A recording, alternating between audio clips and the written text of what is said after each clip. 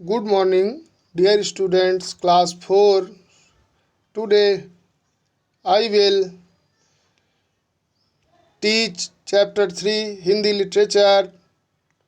सुप्रभात प्यारे बच्चों, आज हम आप सबको हिंदी लिटरेचर में, हिंदी साहित्य में पाठ 3 जो कि ईदगाह के नाम से दिया गया है उसके बारे में समझाएंगे, पढ़ाएंगे और इस रमज़ान के पवित्र महीने के महत्व का भी हम गुणगान करेंगे। जैसा कि आपके पाठ में बताया गया है, ईदगाह। मेरे प्यारे बच्चों, सर्वप्रथम ये बताना चाहेंगे, छोटी कक्षा हो या बड़ी कक्षा, उसमें कभी ईदगाह के नाम से, कभी विजयादशमी के नाम से, कभी क्रिसमस के नाम से कुछ चैप्टर डाल दिए जाते हैं, कुछ पाठ डाल दिए जाते हैं, ताकि हमारे छोटे बच्चों को अपने त्यौहार का वास्तविक रूप पता चले। उस हमारी संस्कृति क्या है, हमारी सभ्यता क्या है, हमारी सांस्कृतिक विरासत क्या है, इन सब बारे में जानकारी देने के लिए हमारे हिंदी में, जैसा कि हिंदी भाषा के बारे में बताया ही गया है, यह सागर के समान है। सारे विषयों की जानकारी लेकर के एक साथ सारे विषयों की जानकारी हिंदी में दी जाती है। कभी सौर मंडल के बारे में हिंदी में बताया जाता है, कभी समुद्र के बारे में हम लोग हिंदी में बताते हैं। तो हमारी हिंदी भाषा जो है यह एक सागर के समान ही है। इसी श्रृंखला को आगे बढ़ाते हुए आज हम आपको चैप्टर 3 में ईदगाह चैप्टर पढ़ाएंगे। इसी श्रृंखला में कभी आपके दीपावली का पर्व, कभी क्रिसमस का पर्व, कभी विजयादशमी का पर्व, इन सारे पर्वों के बारे में आपको जानकारी दी जाती है। इसके वास्तविक रूप से परिचित कराया जाता है।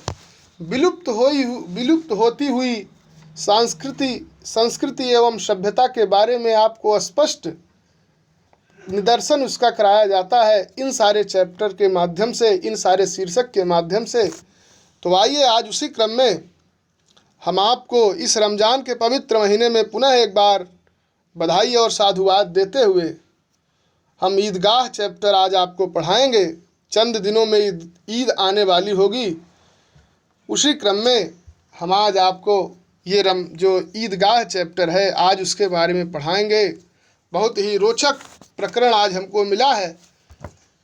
चूँकि अगर कोई वस्तु, कोई भी चैप्टर समय के अनुकूल होता है तो वह पढ़ाने में कुछ अलग ही आनंद होता है। इन दिनों आप लोग पवित्र अल्लाह की अनवरत वंदना कर रहे हैं, अनवरत व्रत रह रहे हैं, अनवरत संघर्ष कर रहे हैं। तो आइए उसी क्रम में हम रमज़ान में के पूरे 30 दिन बाद आज ईद आई है। आप लोग देखना शुरू करेंगे बुक में कैसे ईद आती है, ईद कैसे मनाई जाती है, ईद में क्या क्या विशेषताएं होती हैं। आज यही पढ़ाना है, इसी के बारे में हम लोगों को समझना है। ऊपर कुछ कठिन शब्द दिए गए हैं, मनोहर, प्रभात, अनोखी, सहसा, दुआएं, शान, मोल लेना, क्रोध, स्नेह और गदगद। तो सर्वप्रथम हम बताएंगे रमज़ान के पूरे 30 दिन बाद आज ईद आई है। कितना मनोहर और सुहावना प्रभात है। बताना है कितना मनोहर। मनोहर का मतलब मन को हरने वाला। क्या है? सुहावना प्रभात है। प्रभात का मतलब होता है प्रातः काल। सूर्योदय का समय जो होता है उसी को प्रभात काल कहा जाता है। सुबह जिसको हम लोग मॉर्निंग कहते हैं। आसमान पर कुछ अनोखी लालिमा छाई है। आप लोग सुबह सुबह कभी सूर्योदय का समय देखें अपने घर से बाहर निकलकर, तो जब सूर्य उदय होते हैं तो उस समय कुछ अनोखी लालिमा आसमान पर छाई दिखाई पड़ती है।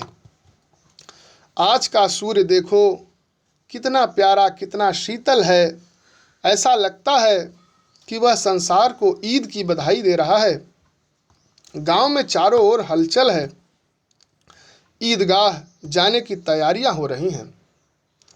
गांव में चारों ओर हंसी खुशी प्रसन्नता का माहौल है और सारे मित्र हमारे भाई, सारे हमारे बंधु बांधव जितने हैं वह ईदगाह जाने की तैयारी कर रहे हैं। और दृश्य क्या है, गांव में लड़के प्रसन्न हैं। सबसे ज़्यादा प्रसन्न है हामिद। वह 4-5 साल का गरीब दुबला पतला लड़का है। वह अपनी बूढ़ी दादी के पास रहता है, उन्हीं की गोदी में सोता है। हामिद को दादी ने बताया कि अब्बा जान पूरे देश में रुपए कमाने गए हैं, दूर देश में रुपए कमाने गए हैं। अम्मी जान अल्लाह मियाँ के पास उसके लिए बड़ी अच्छी अच्छी चीज़ें लेनी गई हैं, इसलिए हामिद प्रसन्न है। हामिद के पाँव में जूते नहीं हैं, सिर पर एक पुरानी टोपी है, फिर भी वह प्रसन्न है। दादी के पास केवल 2 आने हैं, जिसमें 3 पैसे उसने हामिद को दे दिए हैं। हामिद को विश्वास है कि उसकी अम्मी और अब्बा इतनी चीज़ें लेकर आएंगे। मोहसिन, नूरे और शम्मी के पास इतनी चीज़ें नहीं होंगी। हामिद ने सभी दोस्त ईदगाह जा रहे हैं।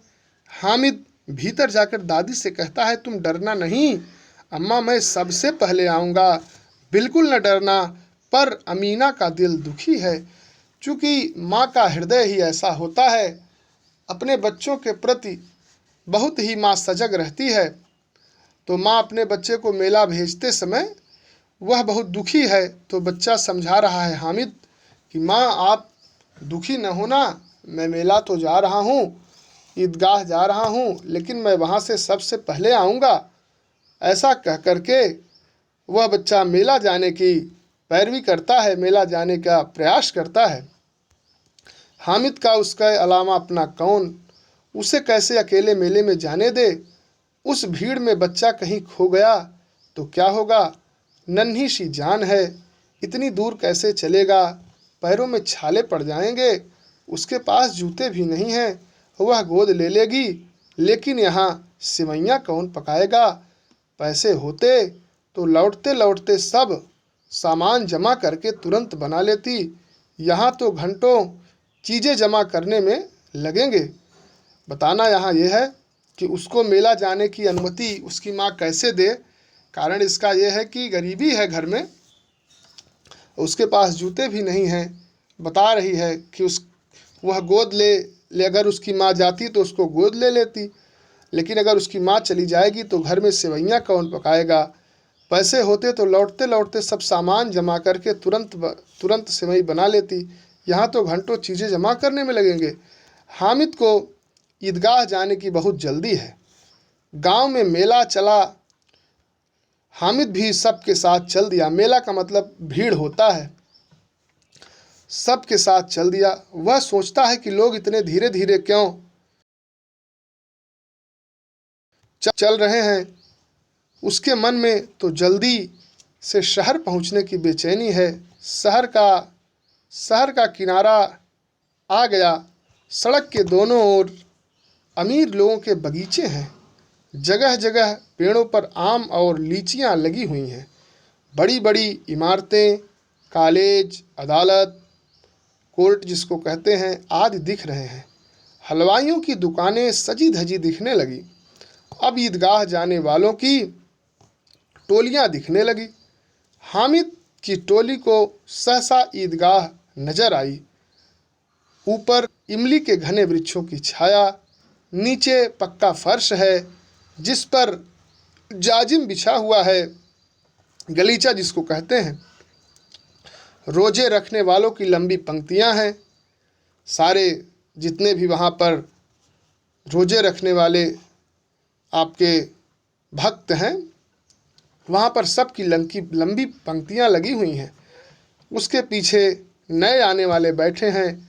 नमाज के बाद लाखों सिर एक साथ झुक जाते हैं, फिर सब एक साथ खड़े हो जाते हैं। यहाँ पर कौमी एकता के बारे में बताया गया है, धार्मिक एकता के बारे में बताया गया है कि नमाज जब पूर्ण होती है, ऐसा परंपरा है कि जब नमाज पूर्ण हो जाती है तो सब एक साथ सिर झुकाते हैं, एक साथ सब खड़े हो जाते हैं और सब एक दूसरे के गले मिलते हैं। अब मिठाइयों और खिलौनों की दुकानों पर सब बच्चे जाते हैं। महमूद, मोहसिन, नूरे, शम्मी घोड़ों और ऊँटों वाले झूलों पर बैठते हैं। वहाँ पर मेले में भाई ऊँट है, हाथी है, घोड़ा है, उस प्रकार के तमाम झूले हैं। उन पर ये महमूद हैं, उसके साथी नूरे, शम्मी, ये लोग जाकर बैठते हैं। परंतु हामिद वहाँ पर दूर खड़ा है, उसके पास केवल 3 पैसे हैं। मेले में तरह तरह के खिलौने हैं। अहमद सिपाही लेता है। मोहसिन ने पानी छिड़कने वाला भिश्ती खरीदा, उसकी कमर झुकी है, ऊपर मशक रखे हुए है। नूरे वकील खरीदता है और शम्मी धोबिन खरीदता है। वह दूर खड़ा ललचाई नज़र से खिलौने देख रहा है। उसके पास बहुत कम ही पैसा है, उसके पास 3 पैसे हैं। इतने महंगे कैसे खिलौने ले? गरीबी, मेरे दोस्तों, मेरे प्यारे बच्चों, गरीबी बहुत लाचार होती है। गरीब व्यक्ति ही गरीबी की दीन दशा का वर्णन कर सकता है। कहा भी गया है, भगवान किसी को गरीबी न दे, गरीबी बहुत लाचार होती है। यह बच्चा अपने मित्रों के साथ मेले में गया है।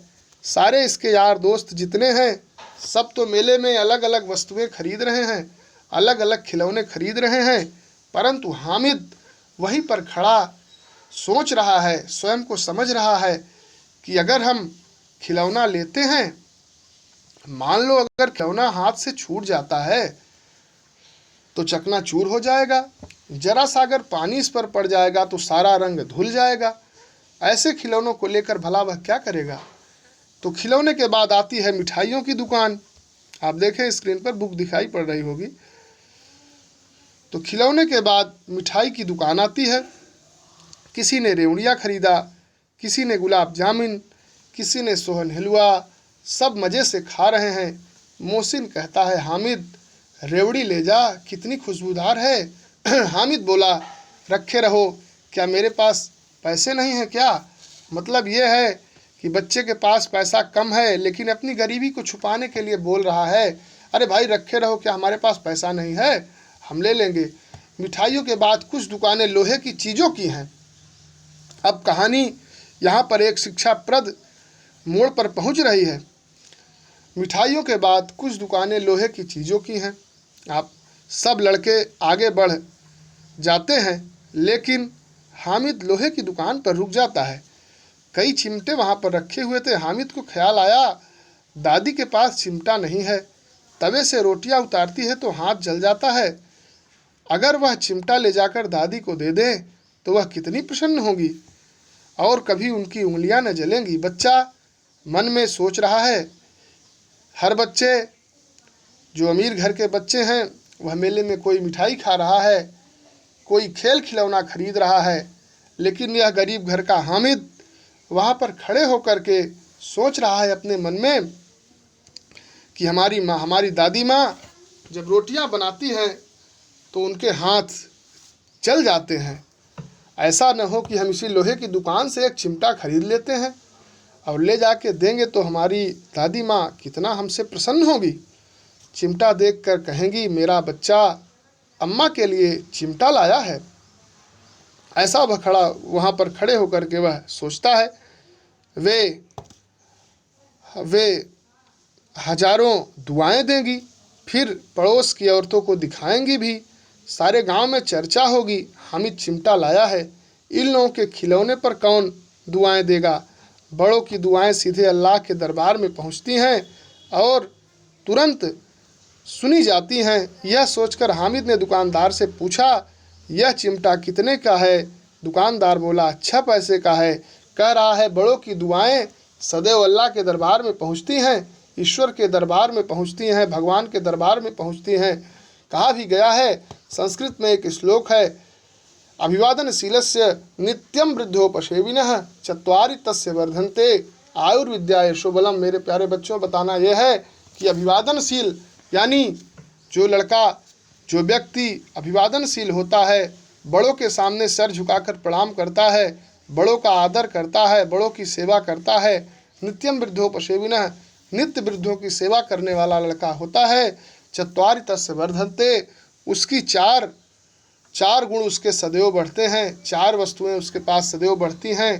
तो कहते हैं को चार वस्तुएं कौन सी हैं? तो कहा आयुर्विद्या यशो बलम, उसकी आयु, वह बहुत दीर्घ काल तक जीवित रहता है, दीर्घजीवी होता है।